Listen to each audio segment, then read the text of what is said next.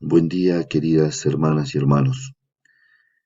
Es una enorme alegría y una emoción para mí poder compartir con ustedes este momento que es muy particular porque lo hacemos a través de estas nuevas tecnologías que la pandemia trajo y que se impusieron en distintos ámbitos, sobre todo en el educativo, pero que también hoy pueden servir de instrumento para compartir un poco de nuestra vida cristiana en esta jornada que ustedes ya están compartiendo. Mi nombre es Javier Vera, estoy casado, tengo 3 hijos y soy empleado de la Universidad Católica, tanto como empleado administrativo como docente. Y también soy profesor en el Instituto José Manuel Estrada del nivel superior acá en la ciudad de Salta, acogiendo con mucha alegría una invitación que me hizo el Padre Rubén, es que me pongo al servicio de ustedes y hoy tengo esta tarea y esta responsabilidad de poder ofrecerles algunas pistas que puedan orientar la reflexión, la meditación y la oración personal y comunitaria. Para eso, dos cuestiones principales. Una, vamos a tener en cuenta un texto de los Hechos de los Apóstoles del capítulo 8 y también vamos a tratar de seguir esta metodología plurisecular de la Iglesia conocida como Lectio Divina, que ofrece ciertas etapas que podemos nosotros tenerlas en cuenta para ir profundizando nuestro encuentro con Dios en este día. Este encuentro particularmente de ustedes que están comprometidas con la misión de la Iglesia, especialmente en la catequesis, trata de que sea una oportunidad para que todos nos reencontremos con Cristo una vez más. En ese sentido, siempre recuerdo una enseñanza que me dejó un sacerdote jesuita que fue un profesor mío. Él hablaba de que nosotros por ahí muchas veces pedimos más conversión, y él decía, la conversión necesitan aquellos que no creen. Los que creemos, lo que necesitamos más que conversión es cristificación. Entonces, ese es, digamos, por ahí el objetivo que me impulsa a compartir con ustedes esto, que busquemos cristificarnos, es decir, configurarnos con Cristo, que realmente cuando nos llamemos cristianos, recibamos ese nombre no solo porque estamos bautizados, sino porque tratamos de que en todo lo que somos, en todo lo que hacemos, en todo lo que sentimos y pensamos, esté presente el mensaje, la palabra y la obra de Jesús. Vamos a empezar aclarando y recordando qué es la Lectio Divina. La Lectio Divina, como les decía, es una forma de orar que está reconocida por la Iglesia hace muchísimos siglos y que eh, ha sido no hace mucho recuperada dentro de la vida de la Iglesia y sobre todo propuesta para todos los cristianos, para que no deje de ser como algo exclusivo de los monjes, de las monjas o de los consagrados en general, sino que sea una riqueza y un tesoro para toda la Iglesia, es decir, incluyendo obviamente a los laicos.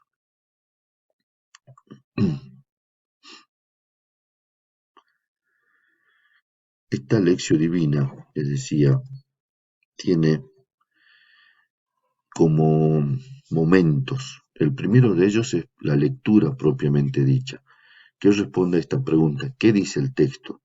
Y acá algunas indicaciones de leerlo atentamente, prestar atención a palabras, a cada palabra, y tratar de hallar su verdadero significado, reconstruir el texto una vez que lo leemos, tratar de reconstruirlo con nuestra mente, con nuestra memoria, y recordar otros textos que se le asemejen y buscar la correspondencia, porque en esto también la lección divina trata de recuperar digamos, una forma de reflexionar la palabra de Dios, que es que muchos textos se interpretan a la luz de otros textos de la Sagrada Escritura. Y en esto, obviamente también el que da la clave de interpretación a toda la Sagrada Escritura es la persona de Jesús. Entonces el primer momento es la lectura, es responder a esta pregunta, ¿qué dice el texto? El segundo momento, llamado meditación, indica o responde a la pregunta ¿qué me dice el texto? El primero es ¿qué dice? Ahora, ¿qué me dice? Preguntarme qué me quiere decir Dios a través de este texto en mi situación personal. Y también acá ampliar también el sentido no solo en mi situación personal, sino también en mi situación comunitaria como miembro de una comunidad. Iluminar mi vida a través del significado de este texto y ponerme frente al espejo de la palabra para irla interiorizando. Un tercer momento, llamado oración, responde o está orientado por esta pregunta, ¿qué me hace decir el texto? Es como que los dos primeros momentos implican sobre todo una actitud de escucha, ¿no? De escucha de Dios que me está hablando, del Espíritu que me está inspirando, y aquí ya empieza a surgir, recién en este tercer momento, lo que yo quiero decirle a Dios. La oración es un diálogo, no entre dos personas, ya Dios me habló a través de su palabra, ahora es el momento de responderle.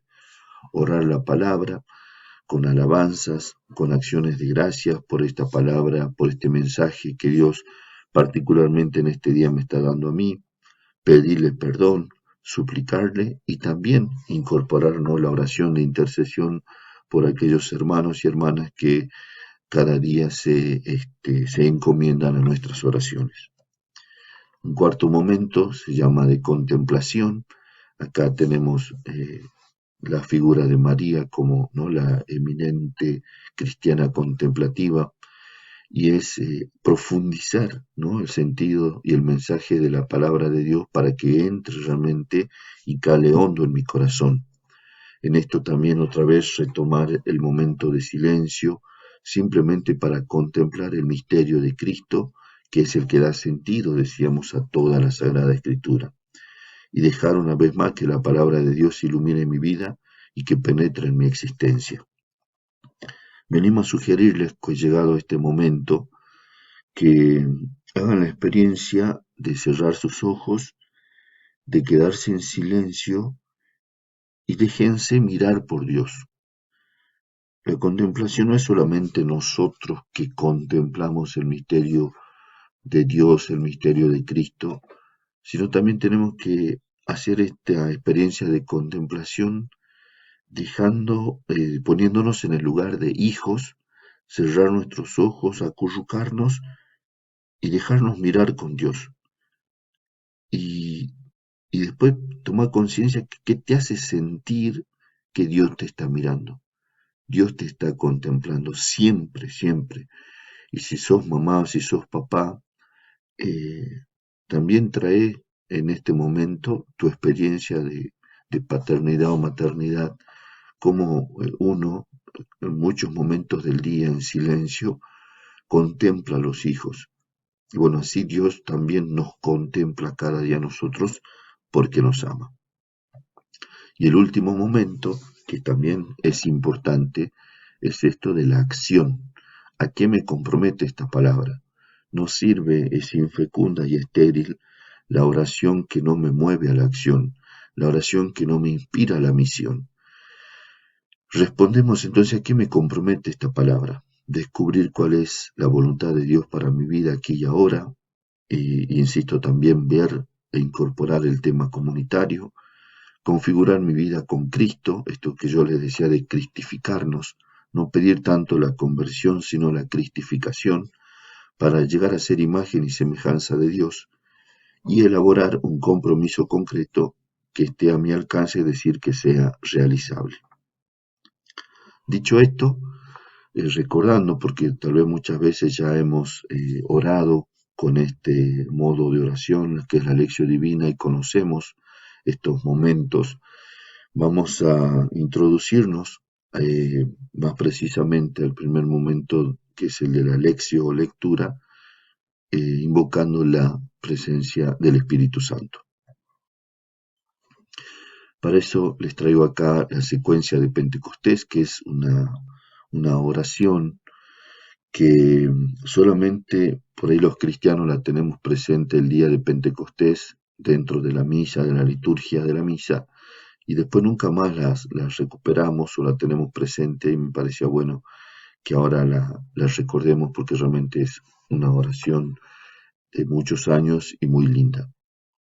La vamos repitiendo, la vamos repitiendo, tranquilos, por ahí siguiendo el ritmo de nuestra respiración. Ven, Espíritu Divino, manda tu luz desde el cielo, Padre amoroso del pobre, don en tus dones espléndido, luz que penetra las almas, fuente del mayor consuelo. Ven, dulce huésped del alma, descanso de nuestro esfuerzo, tregua en el duro trabajo, brisa en las horas de fuego, gozo que enjuga las lágrimas y reconforta los duelos. Entra desde hasta el fondo del alma, divina luz, y enriquécenos. Mira el vacío del hombre si tú le faltas por dentro.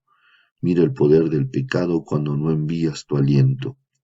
Riega la tierra en sequía, sana el corazón enfermo, lava las manchas, infunde calor en el hielo, doma el espíritu indómito, guía al que tuerce el sendero. Reparte tus 7 dones, según la fe de tus siervos, por tu bondad y tu gracia, dale al esfuerzo su mérito. Salva al que busca salvarse, y danos tu gozo eterno. Amén.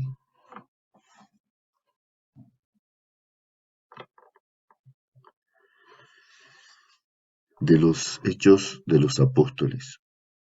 Los apóstoles, después de haber dado testimonio y predicado la palabra del Señor mientras regresaban a Jerusalén, anunciaron la buena noticia a numerosas aldeas samaritanas. El ángel del Señor dijo a Felipe: levántate y ve hacia el sur, por el camino que baja de Jerusalén a Gaza. Es un camino desierto. Él se levantó y partió. Un eunuco etíope, ministro del tesoro y alto funcionario de Candace, la reina de Etiopía, había ido en peregrinación a Jerusalén y volvía sentado en su carruaje leyendo al profeta Isaías. El Espíritu Santo dijo a Felipe: acércate y camina junto a su carro. Felipe se acercó y al oír que leía al profeta Isaías le preguntó: ¿comprendes lo que estás leyendo? Él respondió: ¿cómo lo puedo entender si nadie me lo explica? Entonces le pidió a Felipe que subiera y se sentara junto a él. El pasaje de la escritura que estaba leyendo era el siguiente: como oveja fue llevado al matadero, y como cordero que no se queja ante el que lo esquila, así él no abrió la boca. En su humillación le fue negada la justicia. ¿Quién podrá hablar de su descendencia, ya que su vida es arrancada de la tierra? El etíope preguntó a Felipe: dime, por favor, ¿de quién dice esto el profeta? ¿De sí mismo o de algún otro? Entonces Felipe tomó la palabra y, comenzando por este texto de la Escritura, le anunció la buena noticia de Jesús. Siguiendo su camino, llegaron a un lugar donde había agua, y el etíope dijo: aquí hay agua, ¿qué me impide ser bautizado? Felipe dijo: si crees de todo corazón, es posible. Creo, afirmó que Jesucristo es el Hijo de Dios, y ordenó que detuvieran el carro. Ambos descendieron hasta el agua, y Felipe lo bautizó. Cuando salieron del agua, el Espíritu del Señor arrebató a Felipe, y el etíope no lo vio más, pero seguía gozoso su camino. Palabra de Dios, te alabamos, Señor. Habiendo hecho la lectura y habiendo hecho la escucha de la palabra de Dios, vamos a adentrarnos en un segundo momento que es este de comenzar a hacer la meditación. Y acá voy a tratar de hacer algunos aportes para ir recogiendo o poniendo sobre el tapete y a consideración de ustedes algunas pistas que puedan orientar nuestra reflexión, nuestra oración, nuestra contemplación. Vamos a partir de una propuesta que hacen siempre en torno a la lección divina, que es esto de la composición del lugar, es decir, tratar de, en el contexto del texto que hemos leído, ir haciendo foco en algunos lugares, en algunas palabras, en algunos personajes. Vamos a empezar con Felipe, considerando y insistiendo en de que él es enviado, es decir, no se manda por sí solo a este encuentro con el etíope, sino que va enviado e inspirado por el Espíritu Santo. Esto es súper importante que lo tengamos en cuenta. Siempre sentirnos enviados y siempre obviamente ser dóciles al Espíritu. Y después dice, es enviado a bajar desde Jerusalén hasta Gaza. Literalmente esta expresión, bajar desde Jerusalén hasta Gaza, yo creo que a todos inmediatamente nos resuena otro texto muy querido para nosotros, que es el de el buen samaritano, no como el texto menciona de que hay alguien que baja de Jerusalén a Jericó. Acá también hay un bajar desde Jerusalén hasta Gaza, y recordemos que el texto empezó mencionando que los apóstoles andaban entre las aldeas samaritanas, es decir, andaban en una zona, en un territorio que no les era muy favorable. Recordemos los enfrentamientos y la discordia que había, ¿no?, con los samaritanos. Decíamos, bajar desde Jerusalén nos puede evocar este texto tan querido para nosotros del buen samaritano, y por ahí puede ir orientando nuestra oración. Después menciona que el camino es desierto. El desierto, dentro de la revelación de los textos bíblicos, es un lugar también lleno de significados. Es el lugar muchas veces donde se atribuye el lugar donde está el mal, donde se da la lucha contra el mal. Recordemos las tentaciones de Jesús. Al mismo tiempo es el lugar del encuentro con Dios, como el pueblo de Israel tuvo que recorrer el desierto para ir constituyendo su identidad como pueblo, siempre encontrándose y reencontrándose con Dios en ese lugar tan particular. Es enviado a caminar junto al etíope. Y este caminar junto también nos resuena fuerte hoy, en este contexto nuestro, en esta actualidad, porque nosotros estamos viviendo, siguiendo una invitación, una propuesta del Papa Francisco, el tiempo de la iglesia sinodal, el tiempo del camino sinodal. Y la palabra sínodo significa eso, es caminar junto.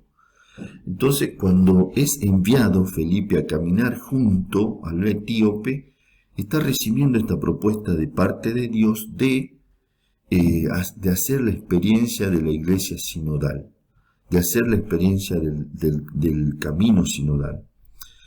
Un texto de la Comisión Teológica Internacional que trata de darnos pistas para comprender teológicamente qué sería el sínodo, menciona que de que los cristianos en su origen fueron llamados los discípulos del camino.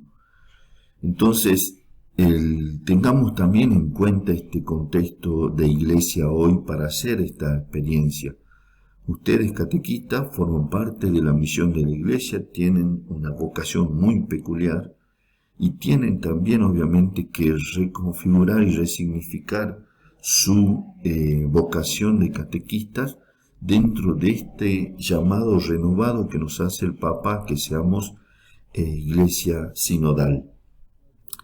Obviamente que esto del caminar también nos recuerda, ¿no?, algo que el Papa insiste mucho, de que tenemos que ser una iglesia en salida. Después puede resultar útil tener en cuenta los gestos que hace y que tiene Felipe, que siguen una secuencia.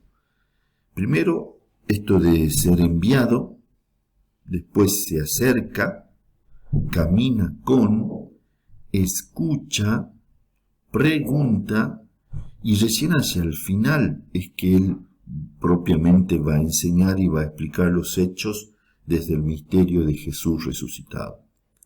Nosotros tenemos que también pensarnos desde la palabra de Dios y sobre todo desde la persona del Señor Jesús, tener también estos gestos, no muchas veces asumir directamente el papel del enseñante o del maestro, sino tener también estos otros gestos de acercarnos, de escuchar, de conocer a las personas con las cuales hacemos la experiencia de la catequesis, que básicamente son niños, niñas y adolescentes. No siempre ir con lo que sabemos, sino también ponernos en el lugar del que no sabe, del que no conoce todo, y aprender a preguntar.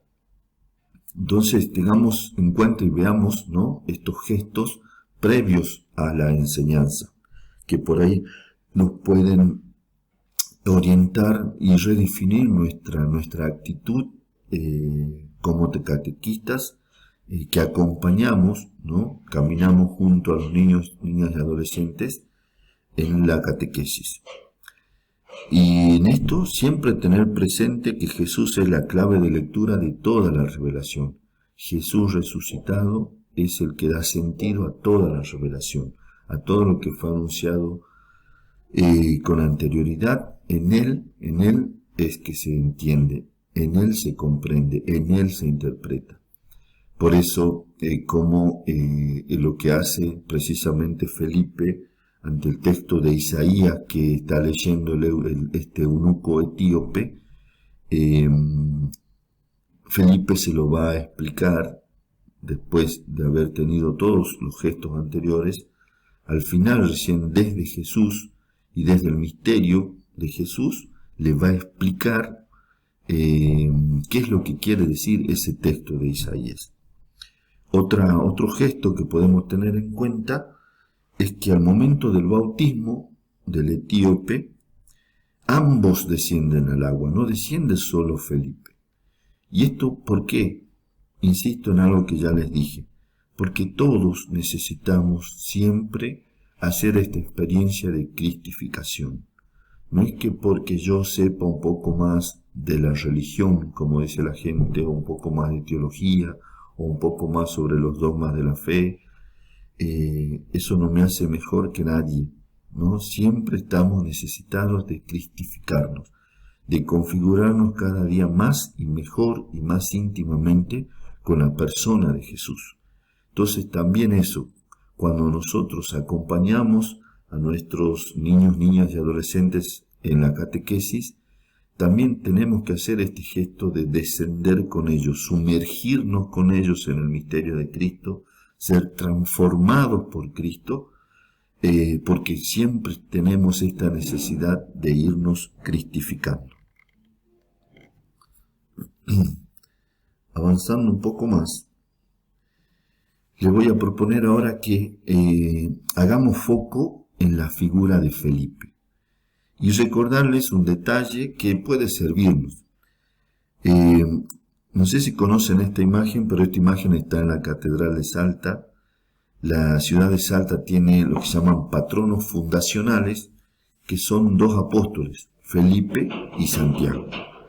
Felipe está, la imagen de Felipe, la imagen de Santiago, de San Santiago, como dice la gente, están en la Catedral de Salta. Son imágenes que durante la entronización del Señor y de la Virgen del Milagro quedan tapadas por los tronos del Señor y de la Virgen del Milagro, y estos patronos fundacionales quedan ahí como escondidos, relegados. Entonces me parecía bueno traer a colación este detalle de que Felipe para la ciudad de Salta es una referencia porque Salta está encomendada a la intercesión de Felipe. Y sumado a esto, mostrarles este escudo. Este escudo está al frente de la catedral y también está en el altar de la catedral. Y tiene estas dos palabras en latín, o tres en realidad, pater et panis. ¿Y qué quiere decir esto? ¿Qué quiere decir? ¿A qué se refieren estas dos palabras pater et panis? Y precisamente se refieren a Felipe. ¿En qué sentido? Si nosotros buscamos qué dicen los evangelios acerca de Felipe, los datos que más aparecen sobre él son los que nos ofrece Juan. Sabemos por Juan que Cristo llama a Felipe a su seguimiento para que sea su discípulo, y Felipe a su vez acerca a Cristo a Natanael o Bartolomé asegurándole que han encontrado al que anunciaban los profetas y animándole a ir en su busca. Entonces acá ya vemos que Felipe tenía siempre esta inquietud de mostrar a los demás que Cristo estaba, que Cristo había llegado, que la salvación había llegado en Cristo. Encontramos a Felipe como interlocutor en uno de los relatos de la multiplicación de los panes, donde Jesús lo pone a prueba. Jesús efectivamente en este relato de la multiplicación de los panes en Juan, le dice, ¿dónde compraremos pan para comer a toda esta gente? Y pone a prueba la fe de Juan, pero no solo la fe la fe de Felipe, sino también si Felipe era capaz de hacer algo, no solo de creer de que Jesús podía hacer el milagro, sino también pone a prueba si Felipe estaba dispuesto a hacer algo por el hambre de esa gente. Después, en otro episodio, se presenta como portavoz de unos griegos que deseaban ver a Jesús. Efectivamente, un grupo de griegos en un momento se acercan a Felipe, y le dicen, queremos ver al maestro. Y después, Felipe de alguna manera facilita, ¿no?, que estos griegos se encuentren con Jesús. Lo mismo va a hacer con el etíope. Va a facilitar el encuentro del etíope con Jesús. Es un mediador.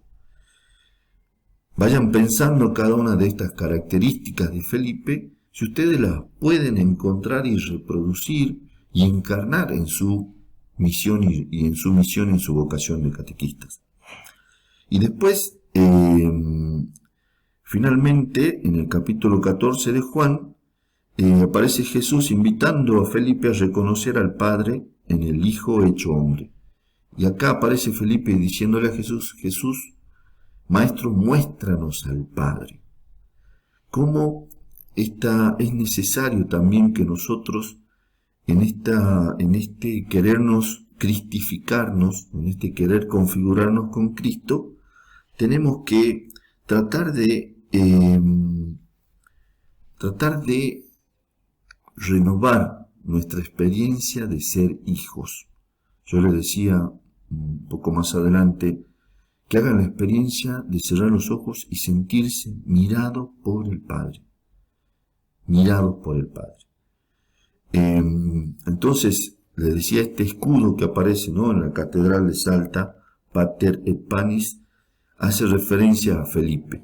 Felipe que le dice a Jesús, muéstranos al Padre, y también como Felipe protagonista de este milagro de Jesús en el relato de Juan, cuando Jesús le pregunta dónde vamos a comprar pan para estas personas.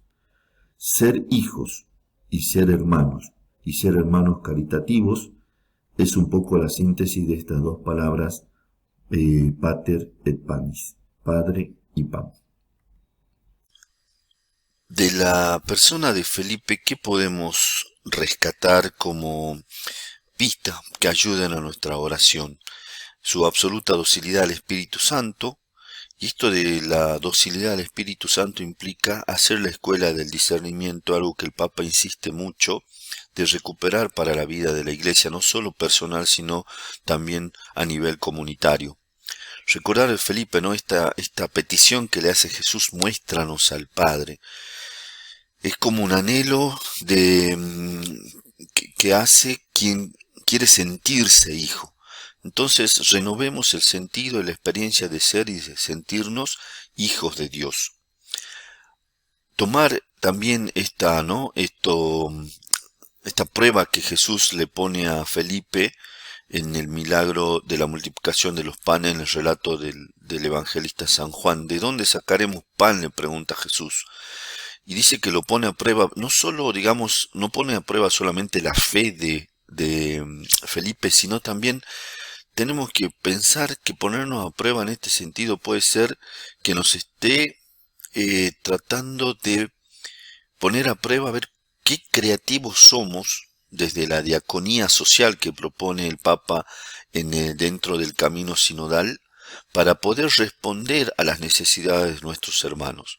Entonces la diaconía social sería esta actitud fundamental de poder estar al servicio de las necesidades de nuestros hermanos y sobre todo de la construcción de la sociedad que hoy está tan fragmentada.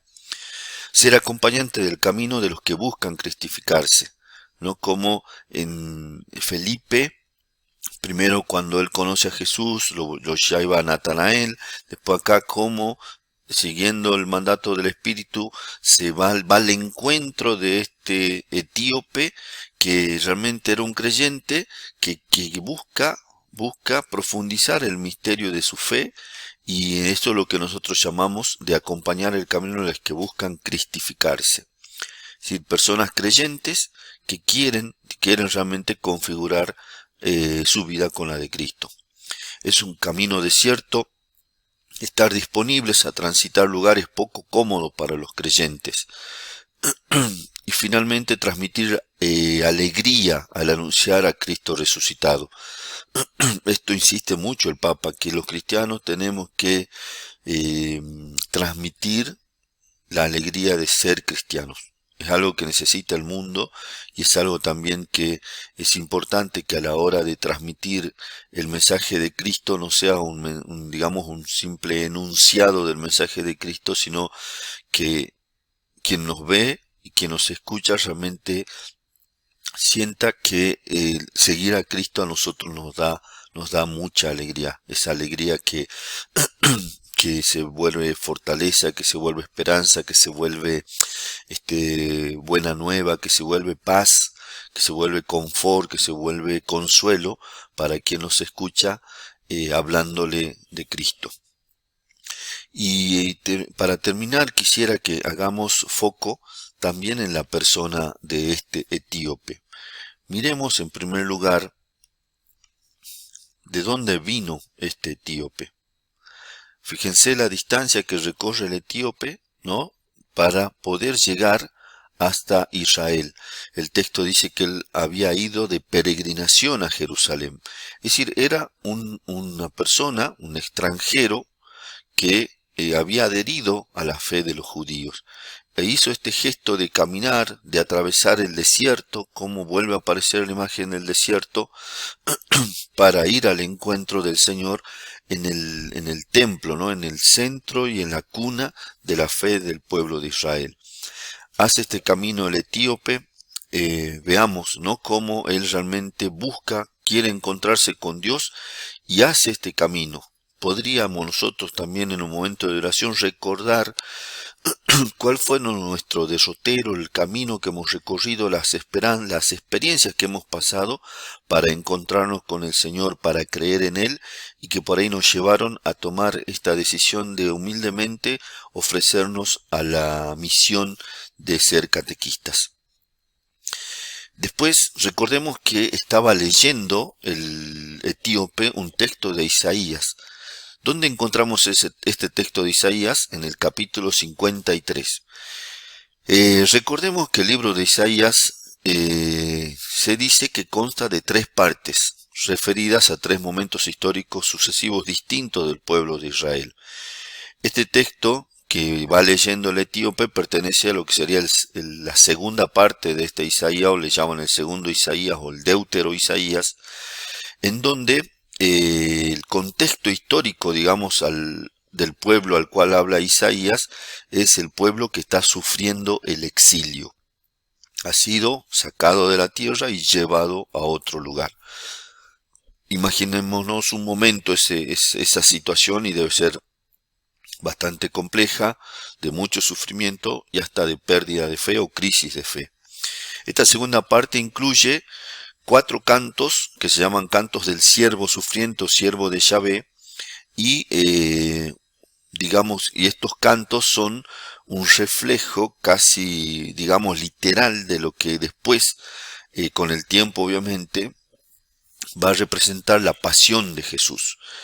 Simplemente de este texto que está leyendo de Isaías el etíope, me gustaría que hagamos foco en esto, que dice: ¿quién podrá hablar de su descendencia, ya que su vida es arrancada de la tierra?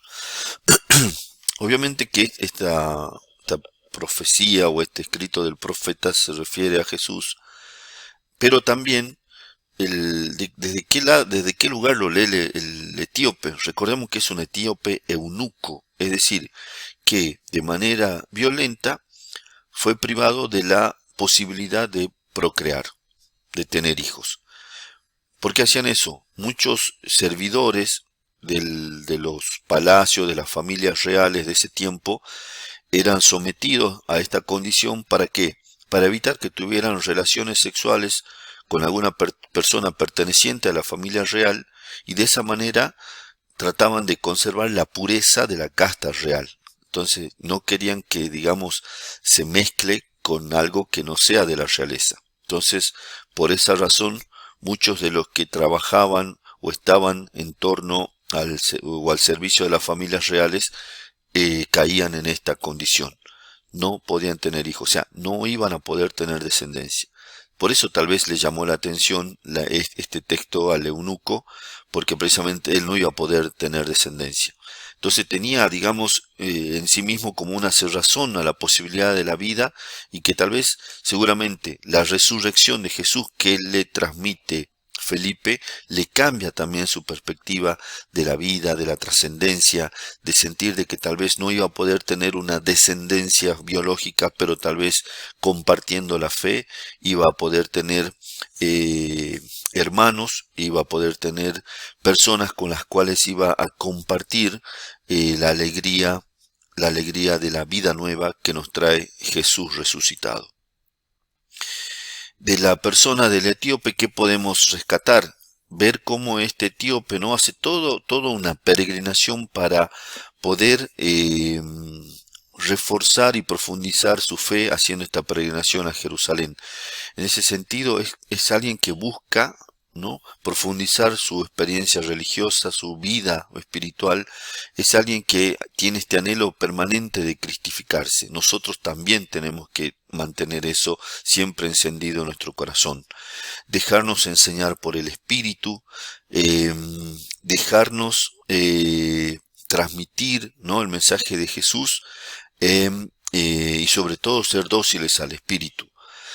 Después recordemos que el texto termina diciendo que el eunuco volvió, fue bautizado, y dice, y permanecía gozoso, y así volvió con ese gozo a su país de origen.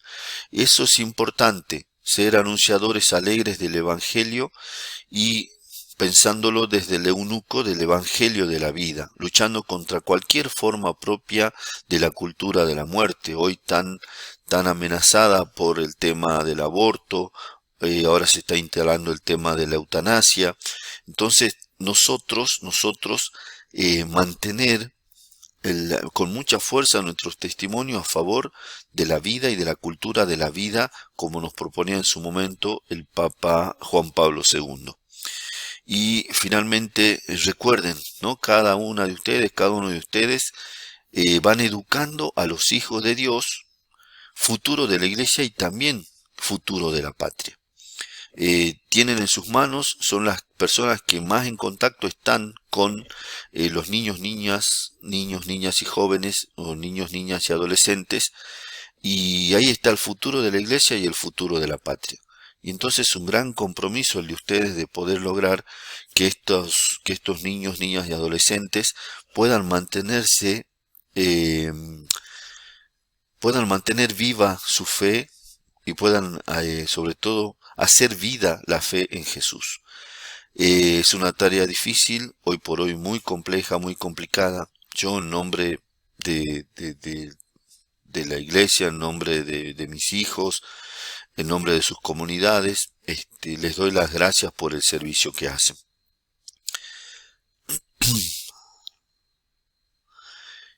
Y bueno, con esto voy terminando. Humildemente espero que algo de lo que les pude compartir, en nombre de Dios, sinceramente, les sirva para hacer una buena experiencia de oración. Aprovechen que tienen el tiempo, que tienen el espacio, que tienen ese lugar que con mucho esfuerzo y la intercesión de Mama Antula se va logrando, se va haciendo realidad en una visión que tuvo el padre Rubén y que cada vez se va concretizando más. Dios les dé y nos dé a cada uno de nosotros docilidad al Espíritu, que sea una mañana donde se sientan amados por Dios Padre, llamados por Dios Hijo y animados por Dios Espíritu Santo.